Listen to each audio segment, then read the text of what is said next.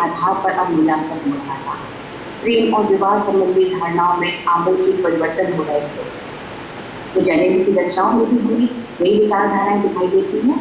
घर बाहर, प्रेम और विवाह, लघु प्यार, मूल अमूल, ये सभी समस्याएं जैन अपनी रचनाओं में, अपने साहित्य में दिखाते हैं। इसके लिए उन्हें बहुत सारी आलोचना भी सहनी पड़ी थी। उन्हें व्यर्थ की बोली हुई दार्शनिकता या बोझिल शब्दों का जाल, कई बार तो धन लोलुप और अहंकारी भी उन्हें कहा गया, लेकिन वो निर्द्वंद भाव से अपने साहित्य सृजन में लगे। किसी भी साहित्यकार को उसकी रचना को जानने के लिए उसका हमें जीवन परिचय जानना जरूरी होता है।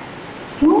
क्योंकि युग चेतना, मन के संस्कार और जीवन की परिकल्पना, ये तीन उपादान हैं जिनसे किसी भी साहित्यकार का व्यक्तित्व समझता है और उसी के आधार पर वो रचनाएं करता है। तो अगर हम जैनेन्द्र के जीवन को देखते हैं तो हम पाते हैं कि उनका जन्म 2 जनवरी 1905 को कौड़ियागंज, अलीगढ़ जिले में हुआ है।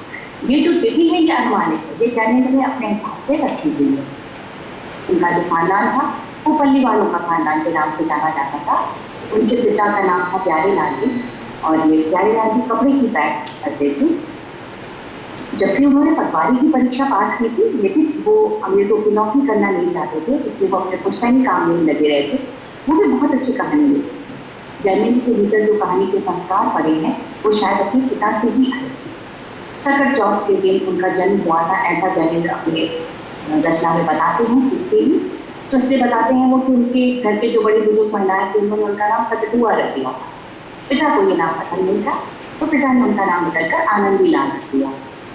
2 साल के जैनेन्द्र हुए और उनके पिता की मृत्यु हो गई। उनकी माता श्रीमती रमा देवी बहुत हिम्मती महिला थी। उन्होंने अपने पुत्र को और साथ में 2 पुत्रियां, जो सुभद्रा और सौभाग्यवती की 2 पुत्रियां भी थी, उनके साथ वो अपने पिता यानी जैनेन्द्र के नाना श्री गंगाराम जी के घर अतरौली आए, जो अलीगढ़ में ही है। और उन्होंने बहुत मेहनत के साथ, बहुत हिम्मत के साथ अपने बच्चों का पालन पोषण किया, खुद विद्यार्जन किया और लगातार पढ़ाई करते हुए वो आगे बढ़ी और उन्होंने दिल्ली में जैन मंडलाश्रम की वो संचालिका बनी। अपने अपने जो भाई थे यानी जैनेन्द्र के मामा भगवान जी, उनका सहयोग उन्हें लगातार प्राप्त हुआ। जैनेन्द्र की जो शुरुआती पढ़ाई लिखाई है वो भी अतरौली में हुई। इसके बाद वो लगभग 7 वर्ष की अवस्था में 1911 में हस्तिनापुर मेरठ में उनके मामा भगवान देव जी ने एक आश्रम बनाया था। उसके जो ऋषभ ब्रह्मचर्य आश्रम नाम था उसका, और उसमें जो शुरू के 5 विद्यार्थी जो उसमें दाखिल हुए थे उसमें जैनेन्द्र थे। फिर धीरे धीरे आगे वो बढ़ते गए। वो पढ़ने में बहुत अच्छे थे जैनेन्द्र, लेकिन वो बोलने में बहुत संकोच करते थे। वो अंतर्मुखी प्रवृत्ति के थे, एकांत प्रिय थे। फिर 1919 में उन्होंने पंजाब से मैट्रिक किया। फिर उन्होंने काशी विश्वविद्यालय में प्रवेश किया, लेकिन उसी समय गांधी जी का असहयोग आंदोलन आरंभ हुआ और बाकी सभी बच्चों के साथ उन्होंने भी अपने महाविद्यालय को, अपने कॉलेज की पढ़ाई को छोड़ दिया। फिर इसके बाद जब उनके मामा भगवान जी गिरफ्तार हो गए तो जैनेन्द्र अपनी मामी की देखभाल करने के लिए नागपुर चले गए और वहीं पे जब नागपुर में झंडा सत्याग्रह हुआ तो उन्हीं के साथ, बाकी लोगों के साथ उनकी भी गिरफ्तारी थी। ये जैनेन्द्र के लिए नया अनुभव था और जैनेन्द्र को नागपुर सेंट्रल जेल में भेजा गया। वो समय केवल 17.5 साल के थे। वहाँ पर जैसे जेल के बाकी काम होते हैं, छोटी सी कोठरी में रहना, बटुआ पीटना, रस्सी बनाना, ये सारे काम वो भी करते हैं। जैनेन्द्र का काम दिया गया था जब वो नागपुर में थे कि वो संवाददाता थे, लेकिन जो वहाँ के कलेक्टर थे वो ये चाहते थे कि जैनेन्द्र जो है वो सारा कोई भी सूचना देने से पहले, कोई भी संवाद देने से पहले उनको दिखाए। तो जैनेन्द्र ने उसके लिए मना कर दिया। तो उन्हें कोर्ट में हाजिर होने का आदेश दिया गया, 10 बजे आप कोर्ट में हाजिर हो जाइए। जैनेन्द्र ने उसके लिए भी मना किया। उन्होंने कहा कि नहीं, सुविधा नहीं होगी, मैं 3:30 बजे आऊँगा। तो जैनेन्द्र को जेल भेज दिया गया। नागपुर जेल से फिर होशंगाबाद जेल भेज दिया गया। वहाँ पर जमनालाल बजाज, उनके मामा भगवान जी और बहुत सारे लोगों से उनकी मुलाकात हुई, उनके साथ वहाँ पर। और जैनेन्द्र 3 बार जेल और इसके बाद 1932 के बाद उन्होंने किसी राजनीतिक आंदोलन में भाग नहीं लिया है। लेकिन ऐसा नहीं है कि वो राजनीति से दूर हो गए, वो जीवन पर्यंत देश की सेवा करते रहे और राजनीति से किसी न किसी रूप में जुड़े रहे। जब आपातकाल लगा था, तब इंदिरा गांधी ने आपातकाल की घोषणा की थी, उस समय भी जैनेन्द्र सक्रिय थे। इंदिरा गांधी से भी बहुत करीब थे, तो वो उनसे लगातार भेंट करते रहते थे, चर्चा करते रहते थे। साथ ही जयप्रकाश नारायण और उनके सहयोगियों से भी वो लगातार संपर्क बना के रखते थे। और उनकी बातें, उनका पक्ष इंदिरा जी के सामने रखते थे, जिससे दोनों के बीच में कुछ तो समझौता हो सके। जैनेन्द्र कभी भी सत्ता के उस तरह से साथ नहीं थे कि वो उसका लाभ हो, लेकिन वो लगातार देश की राजनीति पर अपनी एक दृष्टि रखते थे और उसके हिसाब से काम करते रहते थे। जैनेन्द्र का विवाह 1929 में विश्वम्भर सहाय जी की पुत्री भगवती जी से हुआ था। ये विवाह भी अपनी तरह का अनोखा विवाह था। इसमें कोई नए कपड़े या बाराती या उस तरह का विवाह नहीं था जैसे सामान्य तौर पे हो रही है। यहाँ पर कोई भारत का नक्शा बनाया गया था और उस हिंदुस्तान का जो नक्शा था उसकी ही 3 बार प्रदक्षिणा वर और वधू ने की। कुल 7 लोग विवाह में शामिल हुए थे और लगभग 17.5 रुपए के आसपास इसमें खर्च हुए। तो जैनेन्द्र आदर्शों का केवल बात ही नहीं करते थे, वो आदर्शों का पालन भी करते थे। भगवती देवी बहुत अच्छी पत्नी थी, बहुत मेहनती थी, साथ ही वो बहुत अच्छी समाज सेविका थी। उनके हर विषय पर अपने विचार होते जिनको वो खुलकर रखती थी और उसके हिसाब से ही अपना जीवन जीती थी। पारिवारिक परिचय अगर उनका हम देखें तो उनकी 3 कन्याएं और 2 पुत्र थे। उनके जो बड़े पुत्र थे दिलीप, उनकी जल्दी युवावस्था में मृत्यु हो गई थी, जब उसके बाद धन्यवाद भी हो गए थे। तो छोटे पुत्र प्रदीप थे, वो उनके हाथ हमेशा रहे, अंत तक रहे। और जैनेन्द्र को हमेशा ही जैसा हम देखते हैं कि बचपन में उनके पिता की मृत्यु हो गई, उसके बाद उनकी माता ने वो पाला है, तो आर्थिक समस्याओं का सामना बहुत करना पड़ा था। बड़े होने के बाद भी उन्हें कोई ये नहीं कह सकते क्योंकि वो बहुत ज़्यादा बोलते नहीं थे, बहुत संकोची थे, उन्हें कोई बहुत नौकरी नहीं मिली। एक बार उन्होंने बस नौकरी की और उसमें भी जो चेक उन्हें मिला जितने पे वो तय हुई थी नौकरी उससे कम का मिला, वो भी बाउंस हो गया। तो उसके बाद उन्होंने नौकरी नहीं की। उन्होंने एक फर्नीचर का व्यवसाय किया, ठीक चल रहा था, लेकिन तब तक वो जेल चले गए। तो उसके जो साझेदार थे उन्होंने भी वो व्यवसाय अपना लिया। इसी बीच में उनकी खेल कहानी जो थी वो विशाल भारत में छपी। उसका 4 रुपए का मनी ऑर्डर मिला था जैनेन्द्र, और ये वो बताते हैं कि जैसे वो उनके लिए एक जीवनी शक्ति थी, तो इस तरह से भी हम पैसा कमा सकते हैं, मैं अपनी लेखन शक्ति का उपयोग कर सकता हूँ। इसके बाद पुस्तक का प्रकाशन होता रहा, लेकिन कभी भी बहुत अच्छी आर्थिक स्थिति उनकी नहीं। 1951 में उन्होंने अपना एक प्रकाशन केंद्र खोला, पूर्वोदय प्रकाशन। उसके माध्यम से ही जैनेन्द्र का ज़्यादातर साहित्य प्रेमियों के सामने आ पाया है। जीवन भर वो किराए के मकान में ही रहे। अपने अंत समय में भी बोलते बोलते ही एक संगोष्ठी में भी उनको पक्षाघात का दौरा पड़ा था और उसके बाद 2 साल बाद उनकी 1988 में उनकी मृत्यु हो गई थी। जैनेन्द्र ने साहित्य साधना पर हम नजर डालते हैं तो जैनेन्द्र ने कब से साहित्य साधना शुरू की इसको बिल्कुल सही से वो खुद भी नहीं बता पाते, लेकिन वो ये कहते हैं कि चतुर्सेन शास्त्री की एक गद्य काव्य अंतस्तर, उससे वो बहुत प्रभावित थे और उसके आधार पर उन्होंने अपनी पहली रचना संभवतः उन्होंने की थी देश जाग उठा। ये रचना एक अवारी नाम के इंजीनियर थे, उन्होंने सशस्त्र सत्याग्रह किया था, उसके जीवन पर आधारित। माखनलाल चतुर्वेदी जी के पास तरंगें में छपने गई थी, कुछ कारण रहे ये छप नहीं पाई। इसके बाद जैनेन्द्र ने एक और रचना की देवी अहिंद से। इसको चतुर्सेन शास्त्री जी ने बहुत पसंद किया और उसको इन्होंने भेजा विशाल भारत में छपने के लिए, लेकिन क्योंकि चतुर्सेन जी ने छपने के लिए भेजा था इसलिए वो उन्हीं के नाम से छप गई, तो ये भी जैनेन्द्र की रचना नहीं रही। इसके बाद जैनेन्द्र बताते हैं कि उनकी जो एक कहानी थी वो उन्होंने हंस में छपने के लिए भेजी और हंस में वो कहानी इतनी अच्छी थी कि प्रेमचंद जी को ऐसा लगा कि ये कहानी कहीं अनुवाद तो नहीं है, तो उसके बाद उन्होंने इसका जवाब मांगा तो प्रेमचंद ने दूसरी कहानी लिखी। इसके पहले जो कहानियां उन्होंने लिखी थी वो अपने एक मित्र कालीचरण शर्मा थे, उनकी पत्रिका थी ज्योति, उसके लिए लिखी। यहाँ फिर एक पत्रिका थी जो छात्राओं के लिए निकाली जाती। तो यही इसकी जो कहानियां थी वो बाद में दूसरे कहानी संग्रह में प्रकाशित थी, जैसे देश प्रेम, फोटोग्राफी, खेल, चोरी, ये सब जो कहानियां थी ये उसी हाथ से लिखित पत्रिका ज्योति के लिए वास्तव में लिखी गई थी। ये जो स्पर्धा कहानी जो जैनेन्द्र ने पूछा था कि अनुवाद है कि नहीं, इसके बाद जैनेन्द्र ने अंधे का भेद कहानी लिखी जो हंस के विशेषांक में छापी गई और इसको बहुत प्रसिद्धि प्राप्त हुई। फिर इसी बीच में उनकी खेल कहानी जिसका हम लोग पहले कर चुके हैं जो विशाल भारत में छपी और इस पर उनको पहली बार पारिश्रमिक मिला। इसके बाद 1929 में उनकी 3 कहानियां फांसी नाम से ऋषभ जैन ने छापी थी और ये जो फांसी जो 3 कहानियां थी ये क्रांतिकारियों के बीच बहुत लोकप्रिय हुई। सच्चिदानंद, वीरानंद पाठशाला जिन्हें मगेर के नाम से जानते हैं, इसी एक कहानी के माध्यम से जैनेन्द्र से इसका परिचय था और बादशाह जो समय जेल में थे तो उन्होंने जेल से अपनी कुछ रचनाएं ज्ञानेंद्र के पास भेजी और ज्ञानेंद्र जी को, क्योंकि वो रचनाएं वात्स्यायन की थी, ये नहीं बताना था, उनका नाम छुपाना था, तो ज्ञानेंद्र ने उन्हें नाम दिया था अज्ञेय।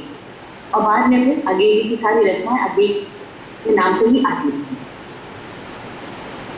ज्ञानेंद्र जी का बहुत सारे राजनीतिक कार्यकर्ताओं से और साहित्य प्रेमियों से, साहित्यकारों से परिचय रहा, वो उनके संपर्क में आए और उनसे उन्होंने प्रेरणा ली थी। माखनलाल चतुर्वेदी, सुभद्रा कुमारी चौहान, जयशंकर प्रसाद, हजारी प्रसाद द्विवेदी, प्रेमचंद, रविन्द्रनाथ टैगोर, इन सभी लोगों ने एक तरह से ज्ञानेंद्र के व्यक्तित्व का निर्माण करने में, उनके साहित्य का निर्माण करने में अपनी भूमिका निभाई।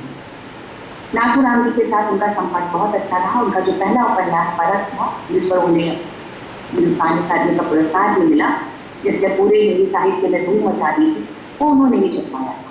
फिर इसके बाद धीरे धीरे त्यागपत्र, सुनीता, कल्याणी उपन्यास, या इसी तरह से उनके जो कहानी संग्रह है, एक रात, पाजे, नीलम देश की राजकन्या, दो चिड़िया प्रकाशित होते रहे। साथ में उनके बहुत ही सारे निबंध, संस्मरण, ये सभी प्रकाशित हुए। वो एक अच्छी निबंधकार भी। प्रस्तुत प्रश्न, जड़ की बात, शांति का श्रेय और प्रेम, इतस्ततः, इनके प्रमुख निबंध संग्रह हैं, जो ज्ञानेंद्र की विचारधारा के साथ साथ उनके सामाजिक जीवन, व्यक्तिगत जीवन, राजनीतिक जीवन सब पर प्रकाश रखते हैं, उनकी विचारधारा को सामने लेकर आते हैं। संस्करण और यात्रा संबंधी पुस्तकें भी ज्ञानेंद्र ने लिखी। कश्मीर की वो यात्रा, ये और वे, प्रेमचंद कृति व्यक्तित्व, मेरे भटका, ये बहुत अच्छी रचनाएं हैं जो ज्ञानेंद्र की पहचान है। फिर कुछ समय तक ज्ञानेंद्र ने कुछ रचनाएं नहीं की। उन्हें ये लगता था कि हमें शारीरिक श्रम के द्वारा अपना जीवन यापन करना चाहिए, तो उन्होंने थोड़ा सा खेती में भी हाथ आजमाया, अलग अलग और बहुत सारे काम किए। बहुत सालों के बाद उन्होंने फिर से रचनाएं शुरू की। इसके जो उनकी बात की रचनाएं हैं, सुखदा, विवर्त, अनंतर, दशात, ये सब बीच के काफी गैप के बाद आते हैं। सुखदा के साथ ही उनका बोल के लिखवाने का क्रम आरंभ हुआ और वो उनका अंत तक चलता रहा।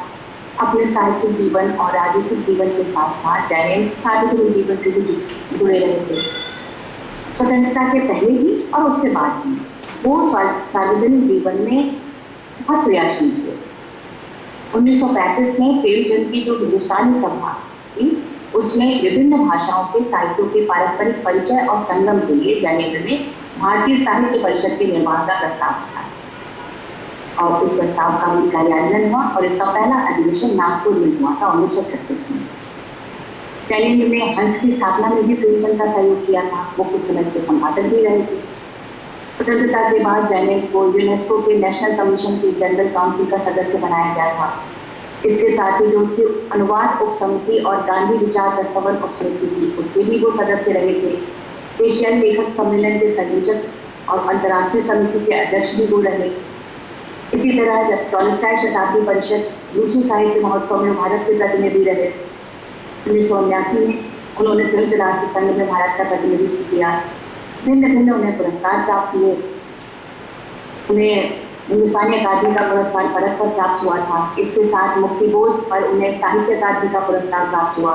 समय और हम, उनकी जो कृति है, उस पर उन्हें हरदी मंडालिया का पुरस्कार प्राप्त हुआ।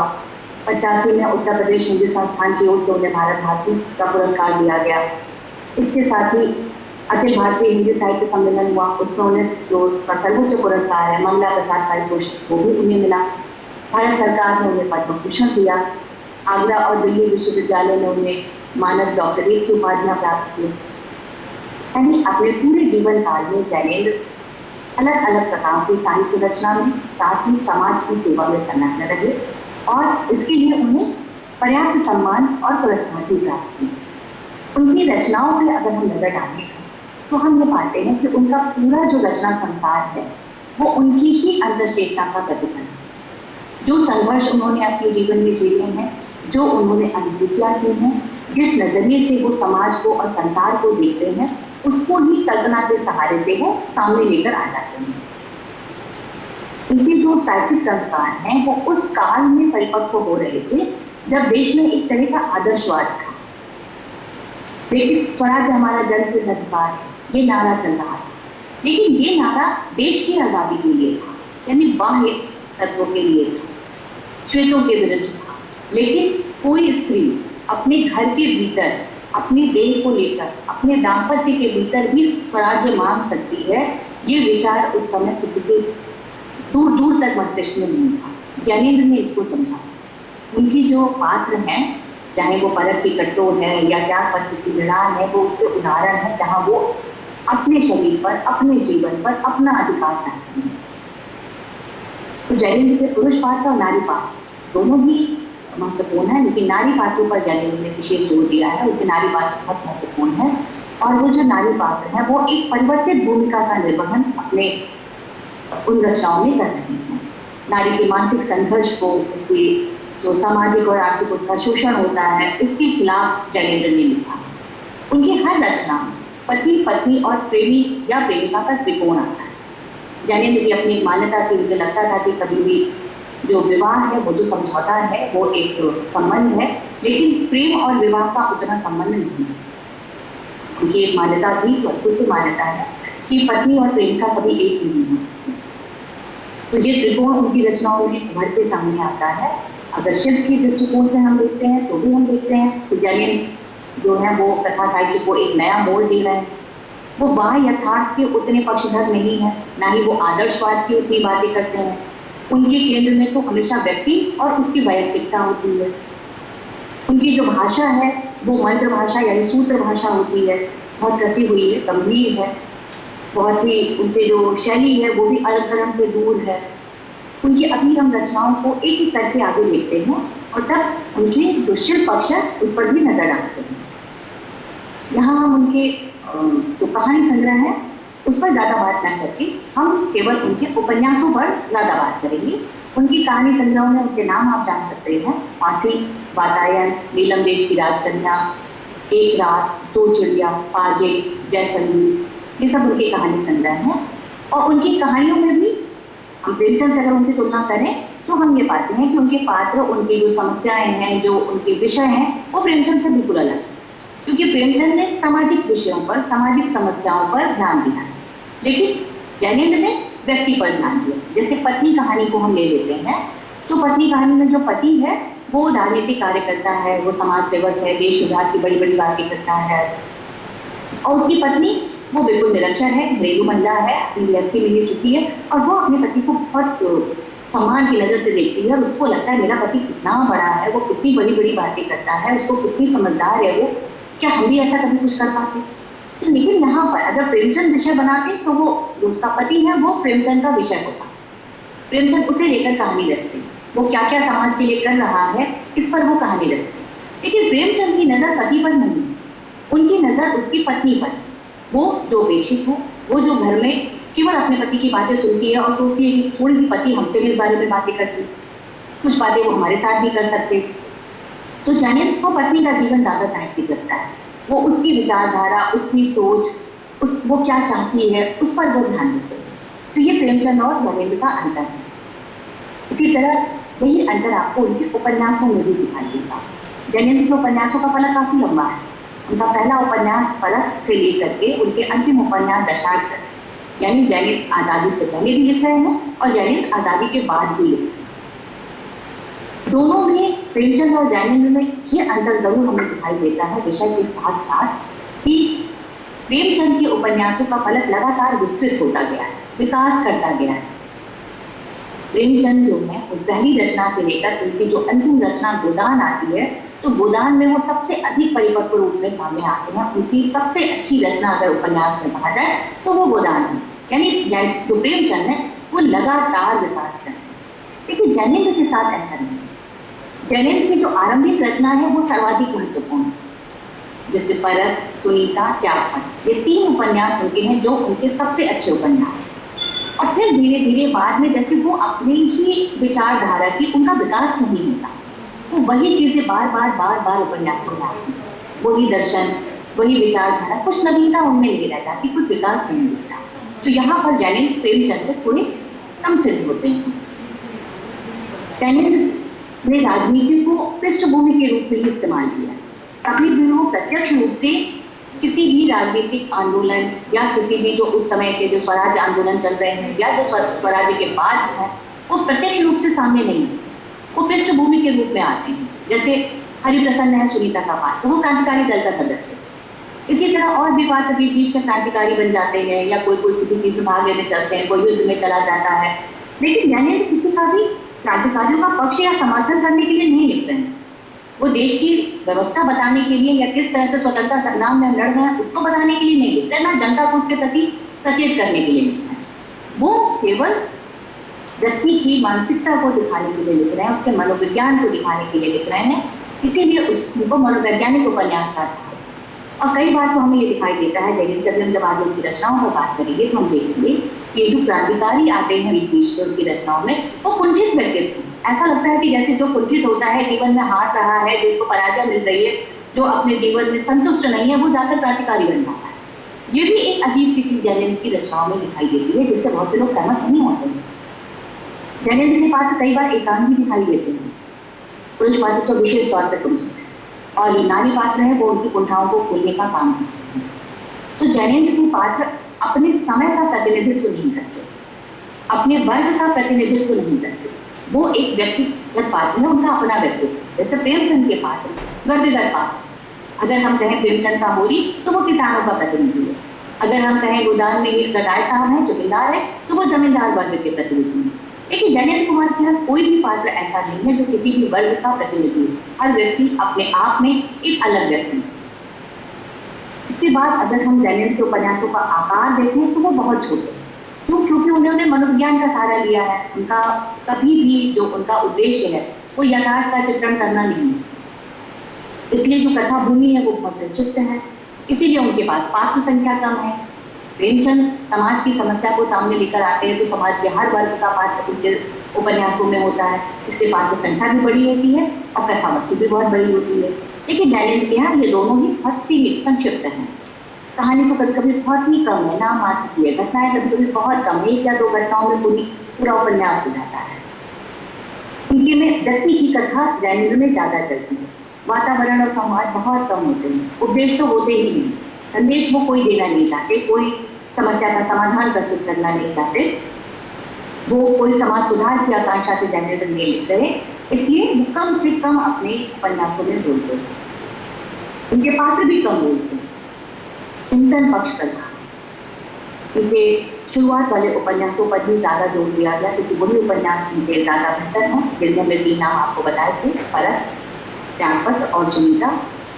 अभी हम इन उपन्यासों के बारे में बात करेंगे एक एक करके। इस बीच में केवल हमें ये जानना है, जो ज्ञानेंद्र पर आरोप लगते हैं कि ज्ञानेंद्र का जो दर्शन है वो समाज से पलायन का दर्शन। ज्ञानेंद्र अपने पात्रों को कई बार अनैतिकता की तरफ धकेलते हैं और उसके लिए आध्यात्मिकता की बात करते हैं कि यही आध्यात्मिकता है, बड़ी बड़ी बातें, बड़ा बड़ा दर्शन उसमें लेकर आते हैं। क्या सच में ऐसा है? ये हम उनके उपन्यासों के माध्यम से देखेंगे। तो सबसे पहला उपन्यास, जैसा कि आपको हम बता चुके हैं कि परत है, जो 1929 में लगभग प्रकाशित होता है। ये 142 पेजों का उपन्यास है, तो 142 पेज उसमें है। और इसकी जो नायिका है कट्टो, ज्ञानेंद्र की पहली जो प्रेयसी थी वो उसका ही साहित्यिक रूप। कट्टो बाल विधवा है, इससे कुल 4 पात्र, सत्यधन है, कट्टो, गरिमा और बिहारी। और कट्टो बाल विधवा है, 5 साल की आयु में वो विधवा हो गई है। तो जब विधवा हो गई है तो उसको विवाह करने का और प्रेम का कोई अधिकार नहीं है। लेकिन कट्टो को ये मान्यता, उसका वो विरोध करती है, उसको ये पसंद नहीं है। उसके जीवन में 2 युवक आते हैं, एक है सत्यधन और एक है बिहारी। सत्यधन बहुत आदर्शवादी है, जबकि बिहारी व्यवहारिक है, और दोनों युवक कट्टो को चाहते हैं कि वो पढ़ाई लिखाई करे, वो आगे बढ़े। तो कट्टो है वो आदर्शवादी सत्यधन से ज्यादा प्रभावित होती है, उससे प्रेम करने लगती है।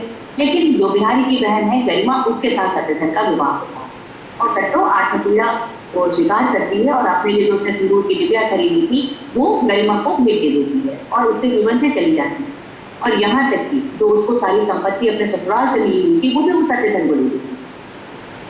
बाद में उसका कट्टो का विवाह बिहारी से हो जाता है, लेकिन ये विवाह भी केवल कहने का विवाह है, कोई सामाजिक विवाह नहीं। ये उसको आध्यात्मिक विवाह का नाम देती है और ये कहती है कि आज मेरा विवाह पूर्ण हुआ है, अब वैधव्य मेरा सार्थक हुआ। यानी विवाह में भी शरीर पक्ष कहीं शामिल नहीं। यहाँ पे ज्ञानेंद्र विधवा विवाह का समर्थन नहीं करते हैं, वो विधवा को केवल नाम के लिए विवाह है, वो विधवा ही रहेगी। तो इस तरह से जो ज्ञानेंद्र की जो एक अवधारणा है वो थोड़ी हर उपन्यास में अप्रत्याशित है, थोड़ी अलग सी है, इसमें भी ऐसे दिखाई देती है। इसका अनुवाद तेलुगु, गुजराती, तमिल में हुआ, इसको पुरस्कार भी मिला। इसके बाद उपन्यास इनका आता है सुनीता। सुनीता उपन्यास इनका सबसे ज्यादा चर्चित भी है और बहुत विवादास्पद उपन्यास भी रहा। इस उपन्यास में भी केवल 3 ही पात्र हैं। सुनीता है, उसका पति है श्रीकांत, और उसका एक मित्र है उनके पति का, हरिप्रसन्न, जो क्रांतिकारी है।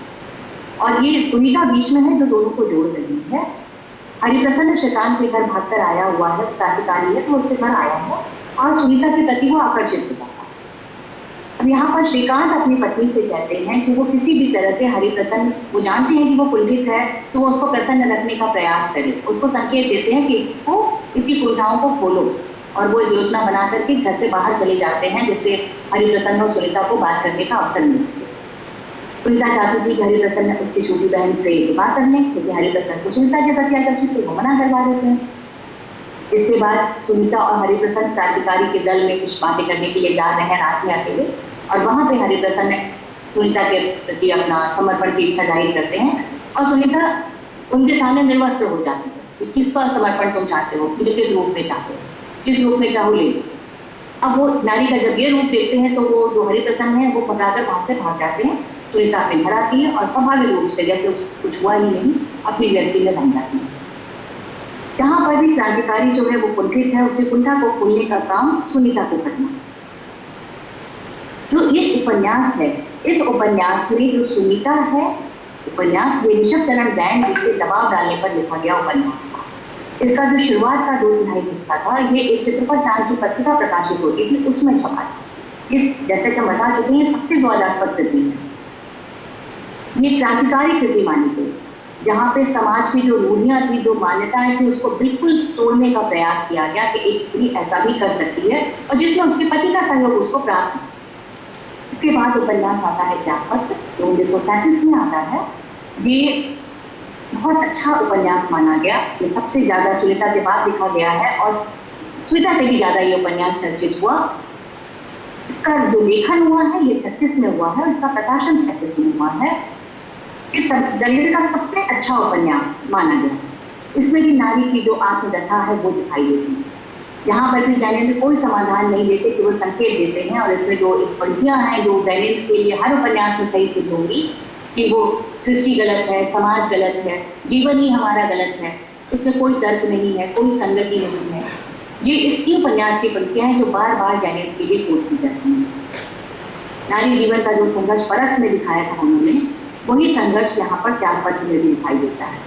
और जो इसकी मुख्य पात्र है मृणाल, वो एक दीन पात्र है। उसका चरित्र ऐसा है जहाँ वो हर चीज खोती ही जा रही है, आत्म पीड़ा में ही बात है, वो अपने आप को इतना पीड़ित करती है कि वही उसका जीवन बन जाता है, और उसके बाद भी वो समाज का उपकार करती चलती है। तो ये भारतीय नारी एक इस रूप में दिखाई दे सकती है। ये भी उसका एक क्रांतिकारी प्रवेश था। ये जो रूढ़ियां हैं हमारी, जो सामाजिक व्यवस्थाएं हैं हमारी, उसके विरोध का ये उपन्यास है। ये पूरी तरह से उपन्यास को देखें तो एक औरत की वीरता की कथा है। जो हमारी समाज व्यवस्था है उसकी मान्यताओं को ले उसके विरुद्ध एक विद्रोह है, और ये विद्रोह भी बहुत मुखर नहीं, शांत रहकर चुपचाप सहते हुए विद्रोह करना चाहिए। एक तरह से एक अदालत लगा देते हैं दैनिक, अब आप देखिए कौन सही है कौन गलत है, तय करें। इसका जो न्यायाधीश है वो जनता है, जो पाठक है वो। इस उपन्यास का अनुवाद अमृता टीकर ने किया था पंजाबी में। इसके साथ साथ तेलुगु, गुजराती, मराठी, बंगाली, अरबी, अंग्रेजी सभी में इसके अनुवाद हुए। ये उपन्यास जो है वो रसी कथा से हम जाएं तो हम ये देखते हैं कि इसमें मृणाल है, और इसकी कथा पे हम विस्तार में बाद में बात करेंगे आपको, क्योंकि आपके सिलेबस में ये उपन्यास है, तो इस उपन्यास पर हम थोड़ा सा बाद में विस्तार से चर्चा कर लेंगे। इसके बाद इसका उपन्यास आता है कल्याणी। कल्याणी जो उपन्यास है ये 1940 में लिखा गया है। 38 में इसकी रचना हुई है और प्रकाशन 40 में हुआ है। ये आत्मकथा शैली में लिखा है, और उड़िया की एक बहुत सफल कवित्री है कुंतला कुमारी, उनके जीवन को आधार बनाकर ज्ञानेंद्र ने ये उपन्यास लिखा था। इस उपन्यास में भी दिखाई देता है कि जो हमारी पुरुष प्रधान संस्कृति है वो किस तरह से एक नारी को उभरने नहीं देती, उसका शोषण करती है, और उसका एक संवेदनशील नारी पर क्या प्रभाव पड़ता है, उसकी मनोवैज्ञानिक स्थिति क्या हो जाती है, ये इस कल्याणी उपन्यास में दिखाया जाता है। कल्याणी इसके मुख्य पात्र है। वो विदेश में गई है, वो डॉक्टरी वहां से पढ़कर लौटी है। वहां वो किसी से प्रेम करती थी, लेकिन उससे उसका विवाह नहीं होता। यहाँ भारत आने पर उसका विवाह डॉक्टर असरानी से हो जाता है। और असरानी जो है वो बहुत ही लोभी है, साथ ही वो बिल्कुल जो जैसे कि भारतीय पति ज़्यादातर होते हैं वो लगभग वैसे हैं, पुरुष प्रधान सत्ता के परिचायक को यहाँ पर दिखाई देते हैं। कल्याणी उन्हें कभी पसंद नहीं करती और उसका पारिवारिक जीवन पूरी तरह से तनावपूर्ण हो जाता है। असरानी जो है वो बिल्कुल नहीं चाहते थे कि उनकी पत्नी किसी भी दूसरे पुरुष से कभी भी बातें करे, किसी तरह का संवाद रखे। तो अब कल्याणी को ये लगता है कि या तो वो तो विवाह करने के बाद एक स्त्री या तो पत्नी बन जाए, केवल पत्नी बनकर रहे, और या उसका अस्तित्व पूरी तरह पति पर निर्भर हो, और या फिर अब वो डॉक्टरी तो कर ही नहीं सकती, अब वो डॉक्टर बने कि पत्नी बने, वो दोनों उसके लिए एक साथ वो दोनों हो ही नहीं सकती। यानी एक स्त्री के पास ये चयन का अधिकार ही नहीं, एक साथ वो दोनों चीजें नहीं हो सकती कि वो पत्नी भी रहे और वो डॉक्टर भी रहे, जबकि पुरुष तो पति भी हो सकता है, डॉक्टर भी हो सकता है, लेकिन पत्नी नहीं हो सकती। विवाह से पहले वो कन्या है, विवाह के बाद वो पत्नी हो जाती है, स्त्री तो वो कभी है ही नहीं। तो उसको बहुत उसको मानसिक प्रताड़ना सहनी पड़ती है, उसका दोनों भूमिकाओं में रहना जब उसको मुश्किल लगने लगता है तो वो इसी कश्मकश में वो टूटती चली जाती है और बाद में उसकी मृत्यु हो जाती है, और यहीं पर ये उपन्यास समाप्त हो जाता है। इसके बाद इनका उपन्यास आता है सुखदा, जो 1953 में आया है। ये आज़ादी के बाद का उपन्यास है, लेकिन इसमें भी कुछ जो भूमिकाएं हैं, जो उसकी कथा है, जो इसका विचार तंतु है, वो लगभग वैसा ही है जैसे इसके पहले के उपन्यासों में है। यहाँ भी नारी जो है वो पीड़ा की प्रतिपूर्ति ही बनकर आती है। ये जो सुखदा है वो सुख सुविधाओं में पली बड़ी उठती है, वो एक अच्छे जीवन की याचना की कामना करती थी। उसका विवाह जब होता है तो एक निम्न मध्यवर्गीय परिवार में हो जाता है, तो उसका पति का वेतन बहुत कम है, आर्थिक दायित्व ज़्यादा है, तो वो उसके साथ सुखी नहीं रह पाती है। फिर वो किसी दूसरे व्यक्ति से विवाह करना चाहती है, उदास रहने लगती है, फिर जाके क्रांतिकारी दल में शामिल हो जाती है। यहाँ फिर वो दिखाई देता है कि क्रांतिकारी दल में शामिल होती है तब तो वो जीवन से अपने सुखी नहीं, क्रांतिकारी दल के नेता से प्रेम करने लगती है। उसके पति को पता है, उसके पति उसको बुरा भी नहीं लगता है कि हाँ ठीक है, वो उसकी अनुमति देता है कि तुम उसके साथ मन बना सकते हो। तो क्रांतिकारी दल का एक नेता है हरीश, उसकी गिरफ्तारी होनी है, सरकार इनाम घोषित करती है, तो हरीश चाहता है कि अपने दल का ही लेके सरकार इनाम ले, तो ये इनाम सुखदा के पति को मिलता है, और सुखदा अपने पति को बहुत भला बुरा कहती है, खरी को सुनाती है, तो उसका पति हतचित भी होता है। और फिर ऐसे घटनाक्रम चलते रहते हैं कि सुखदा बीमार हो जाती है, उसे क्षय रोग हो जाता है। उस वक्त जो क्षय रोग यानी टीबी जो थी वो लाइलाज थी और सुखदा की मृत्यु हो जाती है। ये उपन्यास की जो है सुखदा, ये धर्म युग में प्रकाशित हुआ था पहले, बाद में ये उपन्यास के रूप में आया। यहाँ पर इस उपन्यास में जैनिन ने दिखाया है कि कैसे जो हमारी व्यवस्था की जो सशक्तिकरण इकाई है परिवार, वो कैसे टूट रही है, स्त्री पुरुष के संबंध, जो पति पत्नी की भूमिका, वो कैसे तनाव उनमें बढ़ते जा रहे हैं। यहाँ पहली बार जैनिन इस ओर दृष्टि डाल रहे हैं जहाँ परिवार की वो बात कर रहे हैं, वो दिखा रहे हैं कि परिवार में कैसे बिखराव है, किस तरह से विनाश की ओर हम आगे बढ़ रहे हैं, धीरे धीरे परिवार टूटता चला जाएगा। इसका भी अनुवाद गुजराती मराठी में हुआ। इसके बाद इनका उपन्यास 53 में आता है विवर्त, ये भी साप्ताहिक हिंदुस्तान में पहले प्रकाशित हुआ था। विवर्त में एक पराक्रमी तपस्वी पुरुष है, उसकी कहानी है जो कैसे अपराध की ओर चल पड़ता है। यहाँ पर पहली बार ये उनका उपन्यास है जहाँ पर केंद्र में एक पुरुष, उनके सारे उपन्यास नारी को केंद्र में लेकर चलते हैं। तो इस उपन्यास में जितेन है और भुवन मोहिनी दोनों दूसरे से प्रेम करते हैं, लेकिन वर्ग भेद आता है क्योंकि भुवन मोहिनी बहुत धनी है और जितेन बहुत आखिर से दूसरी अच्छी नहीं है। लेकिन भुवन मोहिनी या उसके पिता को कोई परेशानी नहीं है।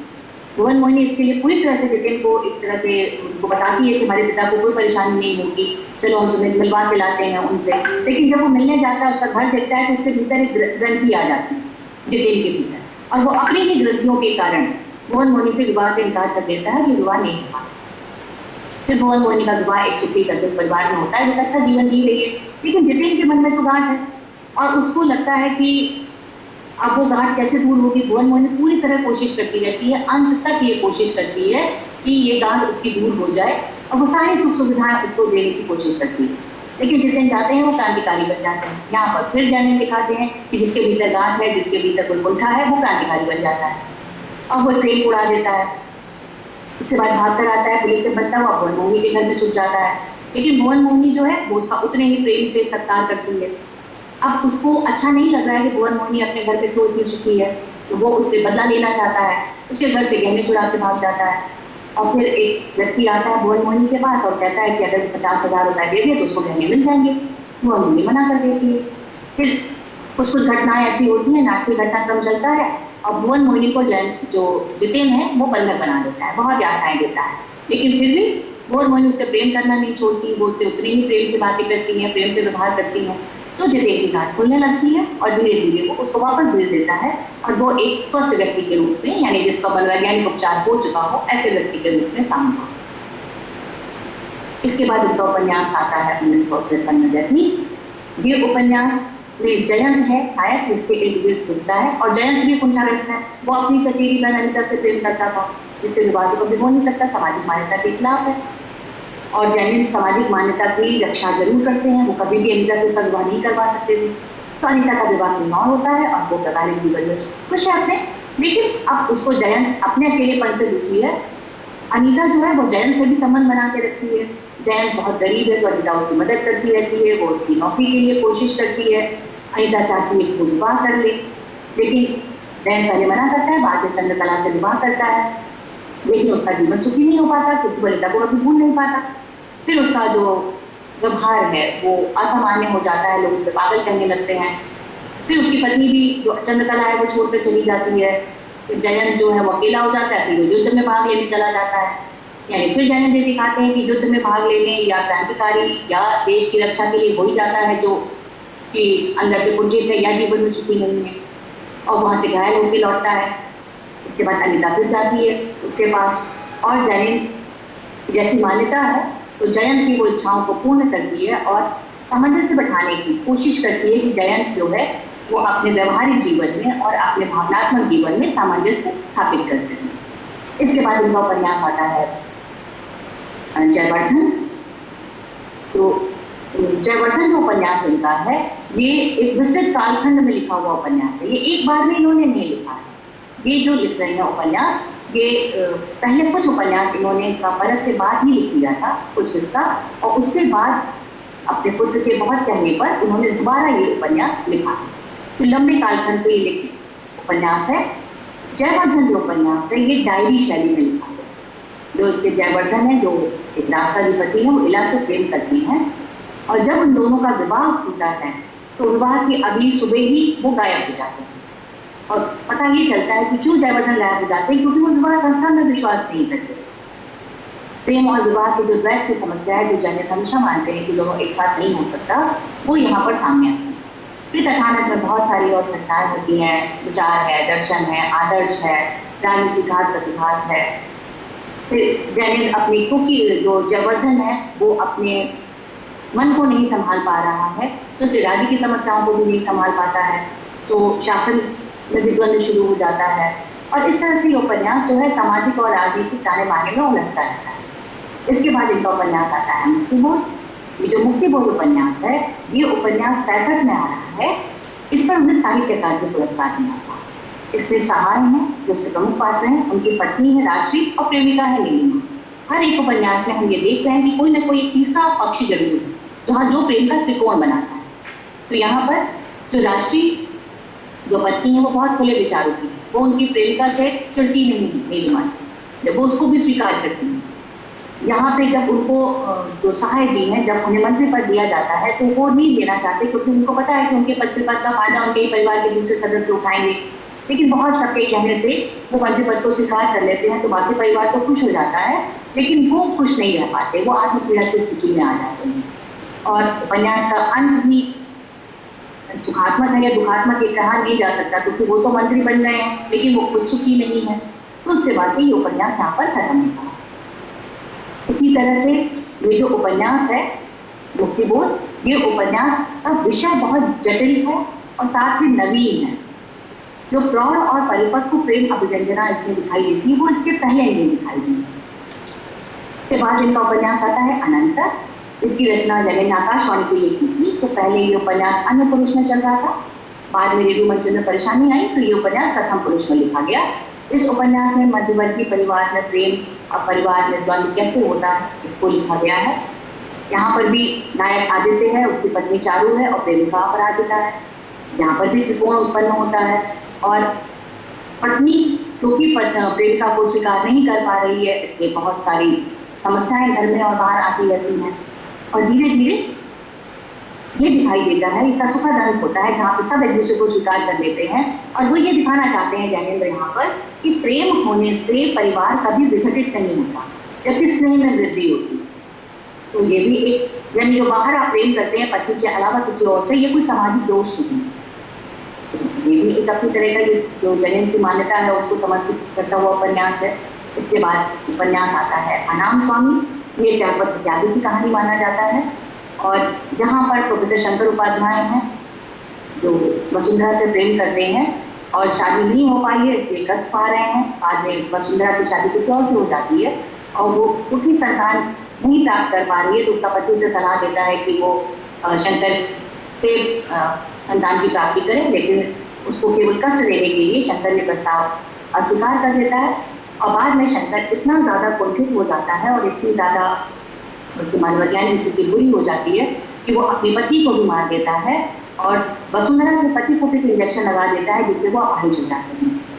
और इसके बाद वो शुरुआत में ही स्वीकार कर लेता कि अगर कि नहीं, अगर पति उसकी जो प्रेमिका थी उसका विवाह हो चुका है, उसको उसके साथ उसका कोई संबंध नहीं, शायद इतना डरना या इतना दुखांत नहीं होता ये उपन्यास। लेकिन यहाँ पर ये उपन्यास दुखांत में समाप्त होता है। इसके बाद उपन्यास आता है अनाम स्वामी। ये त्यागपत्र का जो नायक है लगभग उसी की अगली कड़ी है। बात जब तक की वजह से ही इन्होंने इसको पूरा किया था। इनका अंतिम उपन्यास है दशार, जिसमें 10 कहानियां हैं जो उपन्यास की तरह से जोड़ी गई हैं। सरस्वती नाम की युवती इसकी नायिका है। पति से संबंध तनावपूर्ण होते हैं, उनको छोड़ के चली जाती है, बाद में वो वैश्या बन जाती है। अब वो सरस्वती नाम बदल के रंजना हो जाता है और वो फिर एक संस्था बनाती है जहाँ सभी वैश्याएं हैं और वो लोग ये समाज के सुधार का एक प्रयास करते हैं कि जो भी व्यक्ति उनके पास आ रहा है, चाहे वो गुंडा है, चाहे वो बदमाश है, चाहे वो कोई नेता है, मंत्री, जो भी है, वो कहीं ना कहीं से ईर्ष्या, द्वेष और प्रतिशोध से जल रहा है, तो किसी को पीड़ित करना चाहता है या वो कुंठित है, वो परेशान है, तो हमें उनको प्रेम से उनका उपचार करना है। यानी ये जो उनका काम है वो केवल किसी को सुख देना नहीं, उनका उपचार करना है। मनोचिकित्सक बनकर वो अपने जीवन को की सार्थकता को सिद्ध करना चाहती हैं और इस तरह से वैश्या के रूप में भी वो जो सभी वैश्याएं हैं उनका जीवन संतुष्ट और गर्व से भर जाता है, यानी उसमें भी वो जन सेवा का अवसर ढूंढते हैं। इस तरह हम उपन्यासों में देखते हैं कि ज्ञानेंद्र के उपन्यासों में उनका व्यक्ति पक्ष महत्वपूर्ण है और उसी के मनोभावों का वो चित्रण करते हैं। और कुछ मान्यताएं ज्ञानेंद्र की ऐसी हर उपन्यास में दिखाई देती हैं जो हमारे सामान्य सामाजिक जो मान्यताएं हैं उससे वो बिल्कुल अलग है। त्यागपत्र उपन्यास पर हम विस्तार से बात करते हैं।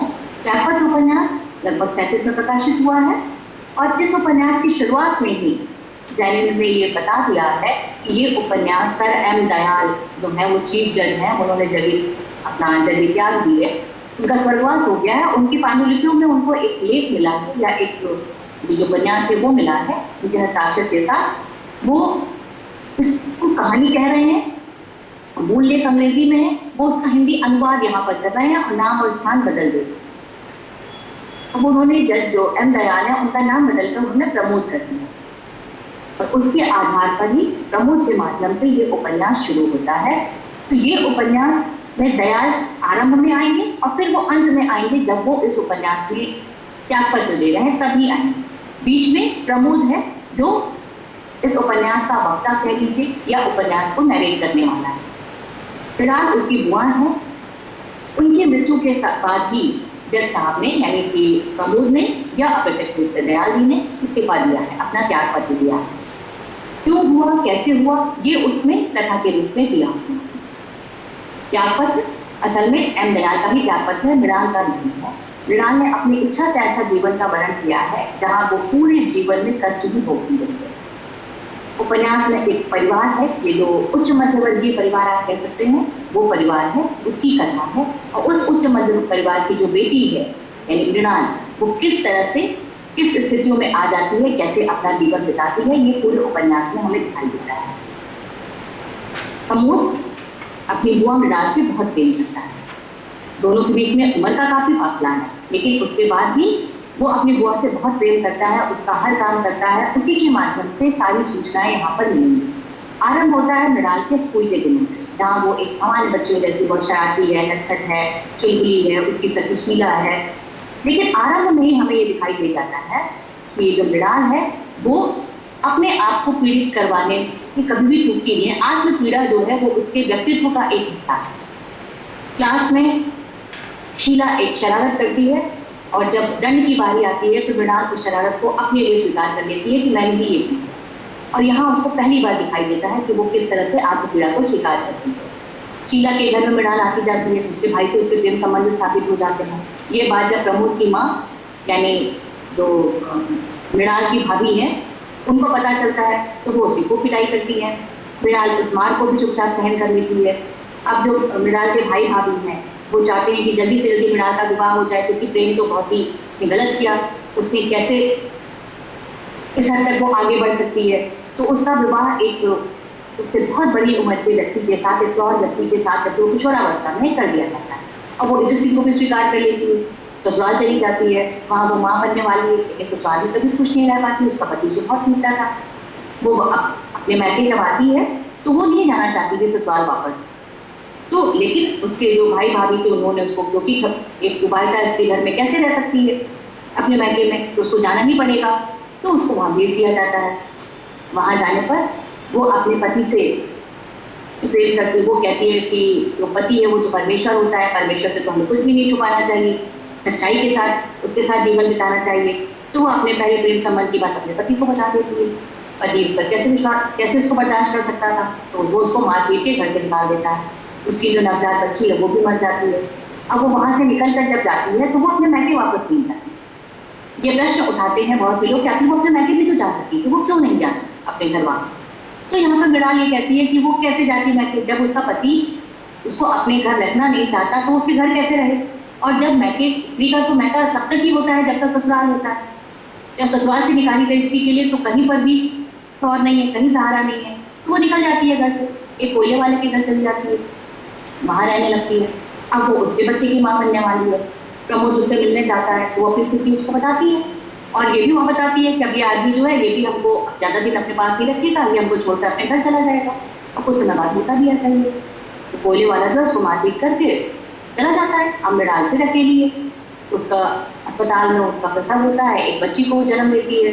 तो ये मिशन का अस्पताल है, तो वो लोग उससे कहते हैं कि तुम यहीं पे नर्स बन जाओ और ईसाई धर्म स्वीकार कर लो, तो हम तुमको यहीं पे रख लेंगे। लेकिन वो ईसाई धर्म स्वीकार नहीं करती, ना नौकरी स्वीकार करती है और कोई प्रलोभन स्वीकार नहीं करती और वहाँ से चली जाती है। अब इसके बाद पता चलता है कि प्रमोद के विवाह की बात चल रही है और वो लड़की देखी जिस घर में जाता है तो वहाँ उस घर में उसको नौकरानी के रूप में मृणाल दिखाई देती है। उसको पता चलता है कि उसके द्वारा भी उसके बच्ची की मृत्यु हो चुकी है। और जब उस लड़की के घर वालों को पता चलता है कि मृणाल जो है वो प्रमोद की बुआ है तो वो रिश्ता भी तोड़ देते हैं, यानी प्रमोद से उसका रिश्ता भी नहीं होता उस लड़की का, और मृणाल को भी नौकरी से निकाल देते। अब दोबारा मृणाल पूरे समाज में, जो समाज हर तरफ से शोषण करने में लगा हुआ है, अकेली, और अब यहाँ पे वो फिर नाटकीय जीवन जीने को विवश हो जाती है और एक तरह से वो ऐसी जगह पहुंच जाती है जहाँ पे श्री रसी का कोई मतलब ही नहीं रह जाता। प्रमोद बार बार उससे कहता है कि मेरे साथ घर चलो। जब वो कोयले वाले के यहाँ था तब भी उसने कहा था, जब वो यहाँ मिलता है तब भी कहता है कि चलो मेरे साथ घर चलो, लेकिन वो नहीं जाती कि वो घर तो तुम्हारी माँ का है। अब प्रमोद वकील बन गया है, बड़ा जज बन गया है, वो तभी भी चाहता है कि वो उसके साथ चले, लेकिन वो फिर नहीं स्वीकार करती और प्रमोद से कहती है कि वो जिस बस्ती में रह रही है, जो नाटकीय बस्ती है, जहाँ पे सब बुरे लोग ही रहते हैं, जहाँ पे वेश्याएं हैं, जहाँ पर अपराधी हैं, जहाँ पर पॉकेट मार या जो अपराधी किस्म के लोग हैं वो रहते हैं, तो वो कहती है कि तुम यहीं पर पैसे खर्च करो और इनके ही जीवन को सुधारो। लेकिन वो प्रमोद जो है तो ऐसा नहीं करता है।